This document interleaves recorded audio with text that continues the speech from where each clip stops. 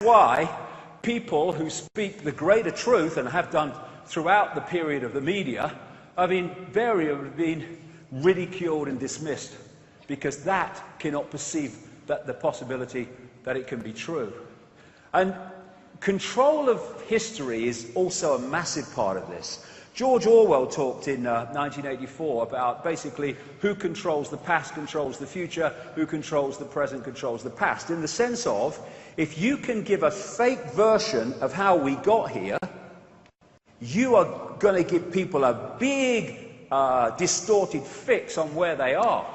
So history is a real target to distort, to give a distorted version of what's happening now.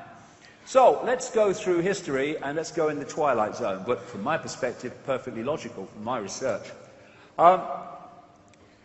Some time ago, probably a very long time ago, this reality, the part that we're experiencing, what we call the world, the Earth, was hijacked. And it was hijacked through entities that operate outside of human sight.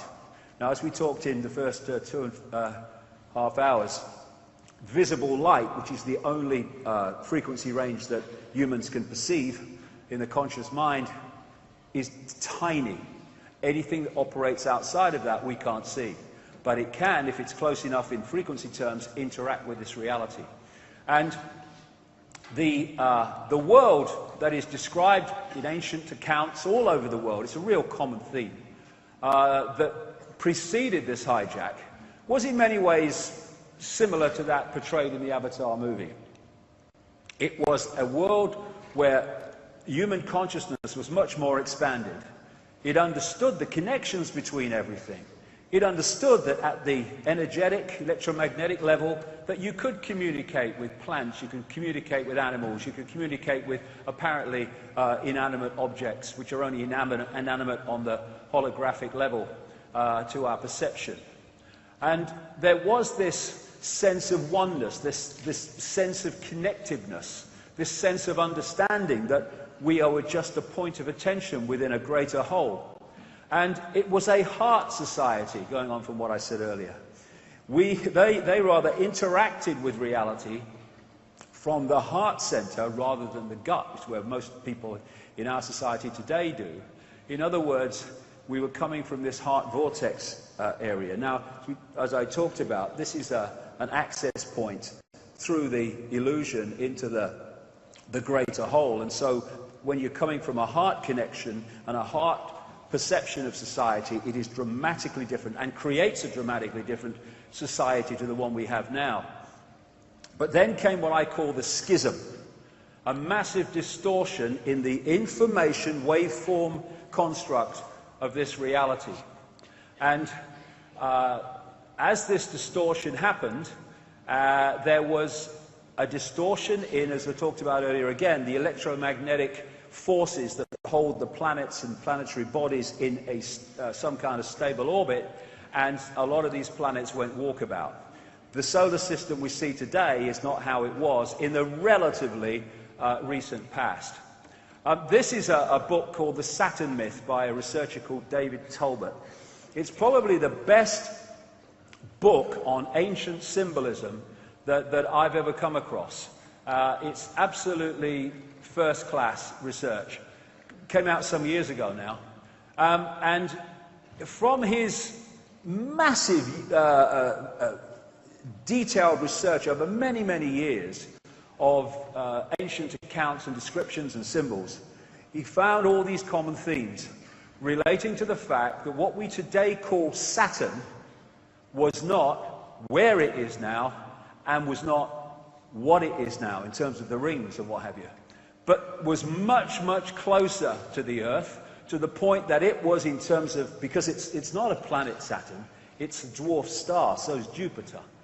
And it was the prime source of light as the solar system was before this great distortion, this great cataclysm. And looking from the Earth, you saw Venus, and in the middle of that you saw Mars. And here's another, mock-up of the view of this from the Earth. Therefore, Saturn, as it would, became absolutely the center of focus of Earth society before all this happened.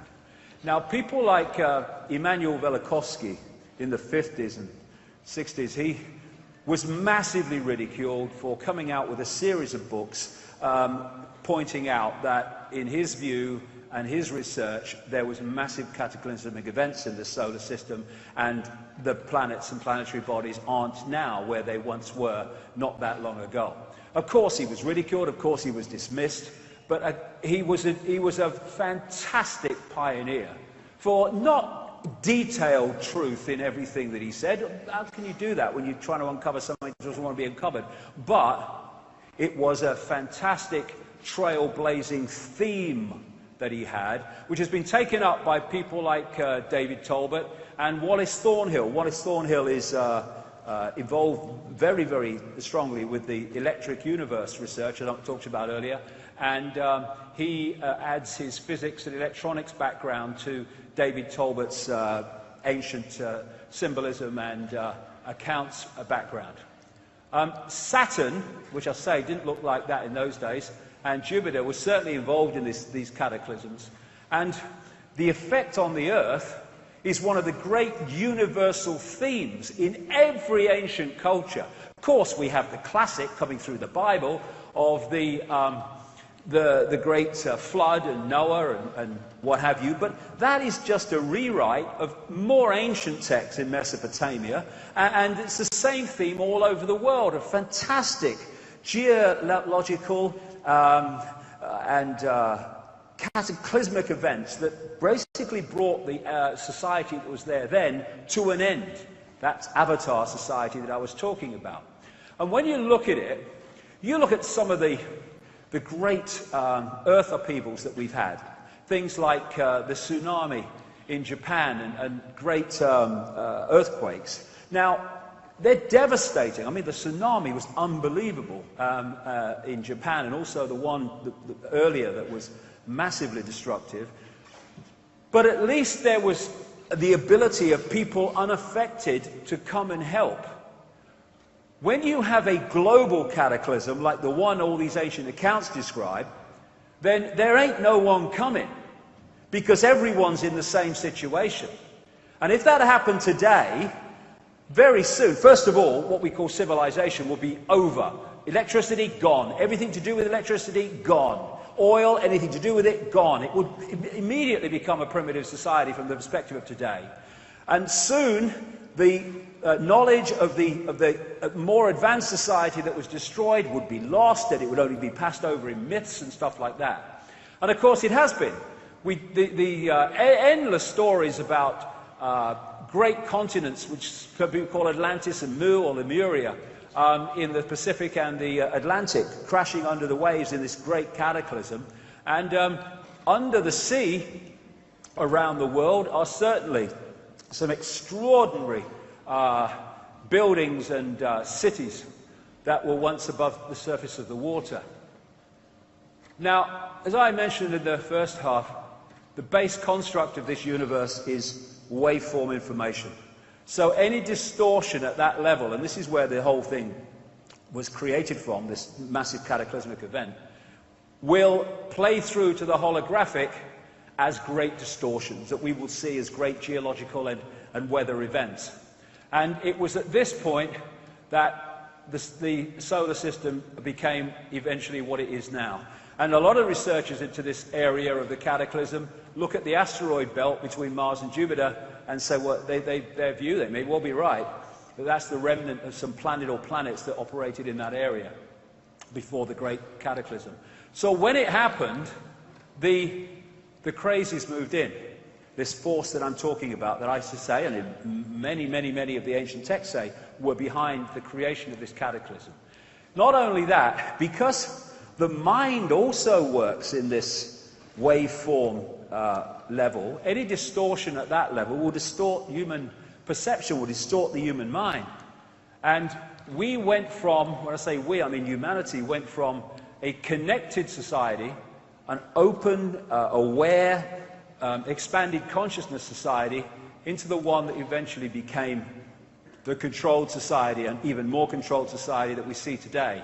And these entities were behind it. And the heart interaction also was a victim of this great cataclysmic happening. Because what happened, not least because of the distortion, but also because of the impact of these entities, we moved from being a heart-centered, heart perception society into the gut. I mean, today, when I say the gut, I mean the emotion. We interact with society today and events today through emotion overwhelmingly. More and more, what does your heart say has become, what does your gut tell you? And we're emotionally, we're reacting. We're not thinking, we're not feeling, we're reacting emotionally. And that has massive benefits for the manipulating forces I'll come to. And so, the more that we dropped into this gut-based, emotion-reacting society, the more we got pulled out of that heart coherence I talked about earlier, which brings the heart electromagnetic field into coherence with the brain and with the other systems to create this connection that takes you, as the HeartMath Institute in America found, into this higher level of consciousness. In other words, boom, it went the other way. And like I say, the Institute of HeartMath talks about when you go from the heart vortex, the heart electromagnetic field, you go out of the bounds of time and space, the illusion, into the greater understanding of self.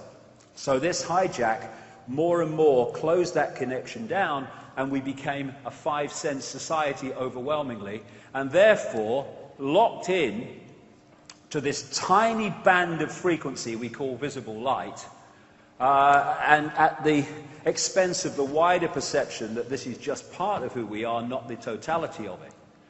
And more, the body-mind level got disconnected from the greater consciousness level, and once that happens, then we're in real trouble.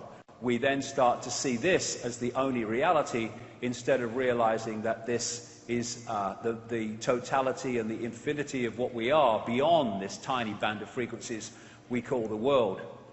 Now, these entities I'm talking about are talked about and mentioned in every ancient society under different names.